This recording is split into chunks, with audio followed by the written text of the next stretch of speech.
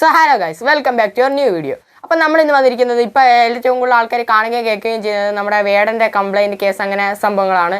അതിനെതിരായിട്ട് MG ശ്രീകുമാരങ്ങൾ ഇപ്പം വാർത്ത വന്ന് പറഞ്ഞായിരുന്നു വേടനെ അറിയത്തില്ല അങ്ങനെ കുറേ സംഭവങ്ങൾ വന്ന് അതാണ് ഇപ്പോൾ ട്രെൻഡ്. ഇൻസ്റ്റയിലൊക്കെ ഇപ്പം കമൻറ്റോടെ കമൻറ്റാണ് കല്ലെറിഞ്ഞ് പൊട്ടിക്കണം MG ശ്രീകുമാറിൻ്റെ വീട് അങ്ങനെ പല കേസുകളും കേൾക്കുന്നുണ്ട്.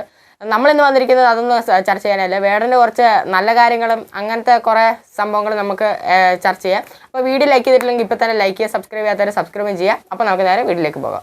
നമുക്ക് MG ശ്രീകുമാർ എന്താ പറഞ്ഞത് നമുക്കൊന്ന് കേൾക്കാം. 2-3 കാര്യങ്ങൾ പറയാം. എനിക്ക് ഈ വേടൻ എന്ന് പറഞ്ഞ ആളിനെ എനിക്ക് അറിഞ്ഞൂടാ, ഒന്ന്. രണ്ടാമത് അദ്ദേഹത്തിൻ്റെ എന്താണ് സ്റ്റേജ് ഷോസ് ഞാൻ കണ്ടിട്ടില്ല. പിന്നെ എനിക്ക് അതിനെപ്പറ്റി അങ്ങനെ ഒരു വിലയിരുത്താൻ ഞാൻ ആളല്ല. കാരണം വെച്ച് കഴിഞ്ഞാൽ ഞാൻ പറഞ്ഞല്ലോ, സ്വയം നന്നാകുക എന്നുള്ളതല്ലാതെ നമുക്കാരും നന്നാക്കാൻ പറ്റില്ല. അപ്പോൾ ഇത്രയും കാര്യങ്ങളാണ് MG ശ്രീകുമാർ പറഞ്ഞിരിക്കുന്നത്. ഇപ്പോൾ ഭയങ്കര തെറിവിളിയാണ് അയാൾക്ക് ഇൻസ്റ്റയിലും അങ്ങനെയൊക്കെ സംഭവങ്ങളൊക്കെ.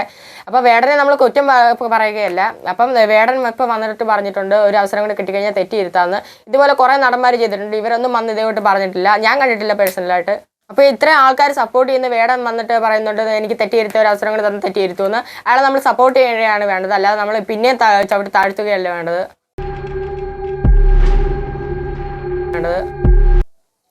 MG ശ്രീകുമാർ സാറിന് അറിയാത്തതുകൊണ്ട് ഇപ്പം നമുക്കൊന്നും ചെയ്യാൻ പറ്റത്തില്ല.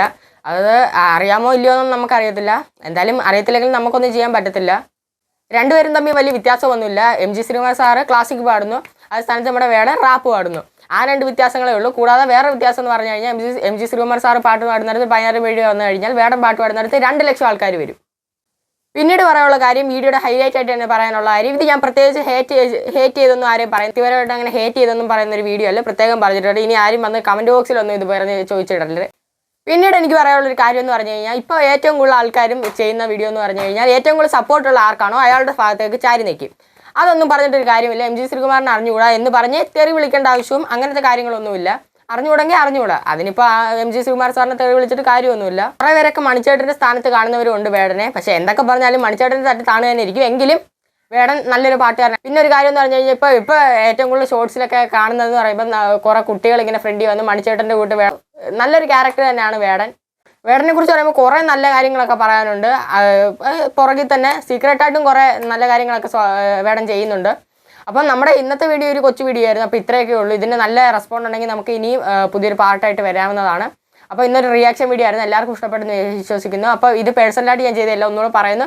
അപ്പോൾ ലൈക്ക് ചെയ്യാത്തവരുണ്ടെങ്കിൽ ലൈക്ക് ചെയ്യുക, ചാനൽ സബ്സ്ക്രൈബ് ചെയ്യുള്ളവർ സബ്സ്ക്രൈബ് ചെയ്യുക. അപ്പോൾ അടുത്ത വീഡിയോ ആയിട്ട് കാണുന്നവരെ എല്ലാവർക്കും ബൈ.